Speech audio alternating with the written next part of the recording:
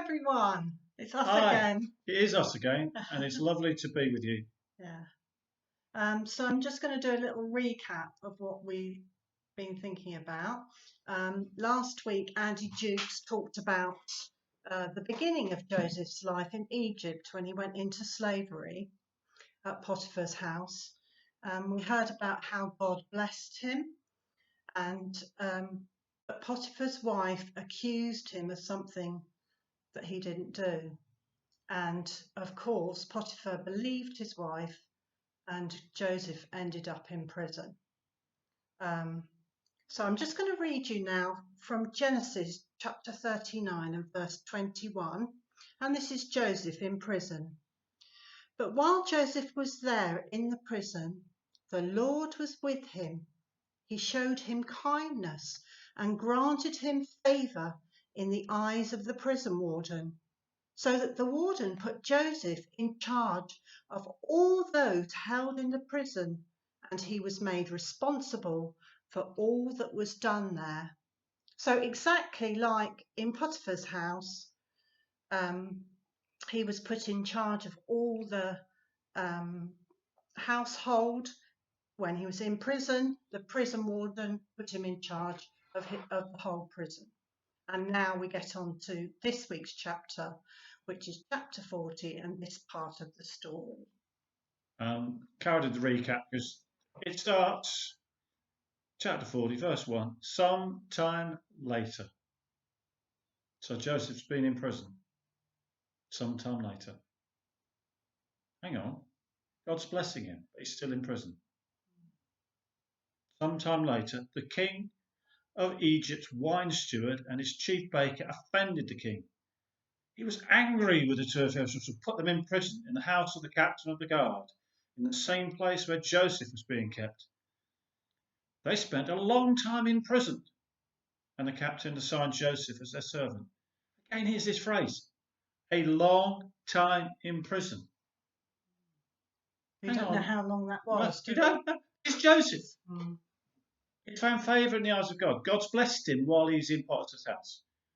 And as a result of that blessing, he gets accused by the wife, bang, in jail. Here he is in jail. God's blessing him. He's been put in charge. But he is still in jail. You know, from the outside, you look at that and you think, what's going on here? And then, of course, these guys have been there in jail a long time. Hang on. One night, in prison, the wine steward and the chief baker each had a dream. And the dream had different meanings. When Joseph came to them in the morning, he saw that they were upset. Isn't that amazing? Here he is, Joseph, in jail. But what's he concerned about? Why are you upset today? Not, he's noticed how they are. There's that concern, there's that, hang on a minute, but I shouldn't be in here. That's, looking from the outside, I should not be here. You upset the king.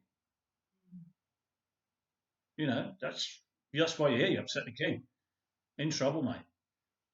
But he's still concerned about them. He's not concerned about who he is. That's amazing. So, when Joseph came to them in the morning, he saw that they were upset. He asked them, why do you look so worried today? They answered, each of us had a dream, and there is no one here to explain what the dreams mean. It is God who gives the ability to interpret dreams, Joseph said. Tell me your dreams. So I'm going to think a little bit about dreams. Now, in the amazing Technicolor Dreamcoat, Andrew Lloyd Webber and Tim Rice actually got it wrong when they said any dream will do. I can play you a little bit.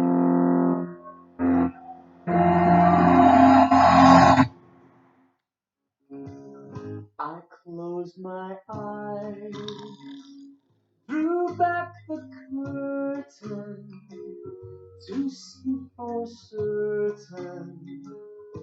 I thought I knew, far, far away, someone was weeping, the world was sleeping. Any dream will will do. But it's not any dream will do. It was messages from God. These dreams meant something. And I don't know if you've ever had a dream. I have. And I've had dreams that I believe are from God. I don't know if that's ever happened to any of you, but I had a dream specifically. I can remember this one when Bethany was at university, and she was drowning in the river. In the dream, sorry. In the dream. Not In the dream, she's drowning in the river. My dreams are very vivid, and this wasn't in actuality. This was in my dream.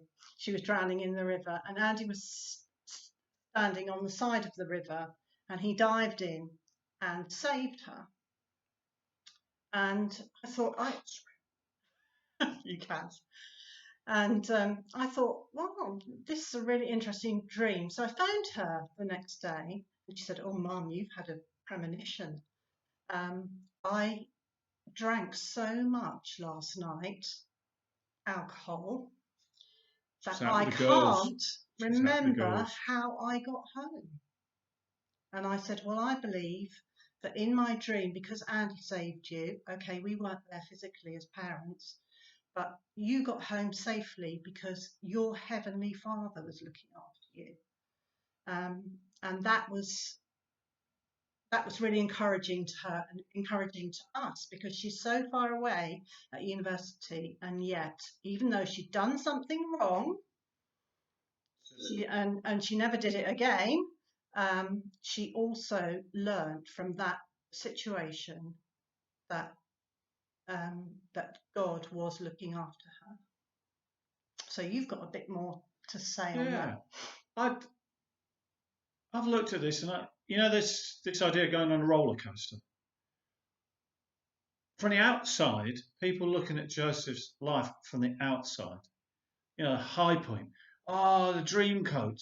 Oh, and then suddenly pull down into the depths, being sold to the Midianites, being sold as a slave, and then starting to come up again in Potiphar's house. He's getting up, and he's going, and then he's in charge of Potiphar's house, and suddenly, oh no, Potiphar's wife comes and accuses him, and he's in jail, and he's in jail, and he's in jail, and he's in jail.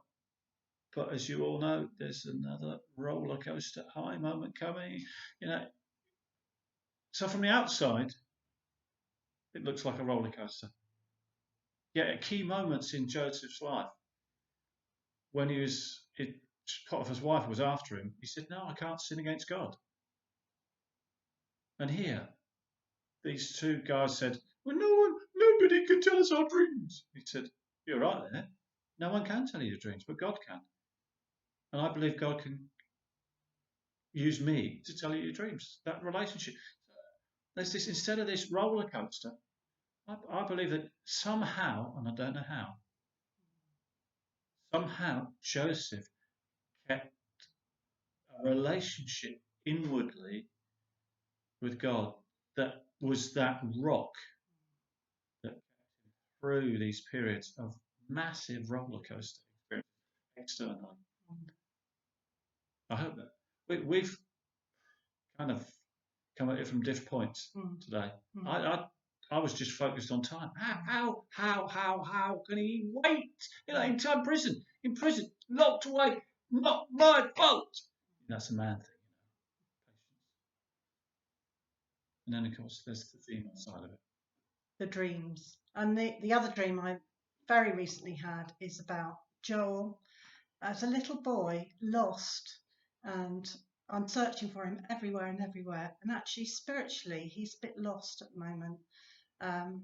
But I believe, like the prodigal son, that his Heavenly Father is still looking out for him to come back to him. So that was a more recent one that I thought I'd share with you. Anyway, if you go on, if you've watched earlier, Joel, the passage in Joel 2, is linked with this passage, and in that passage, I mentioned Yeah. Joel specificically mentions me. He Not said, Joel our son. no, this is Joel the book put in the bookmark, Bible. Joel, right. Because he says, your old men will dream dreams. With that, we're going to leave you. Cheers. Bye.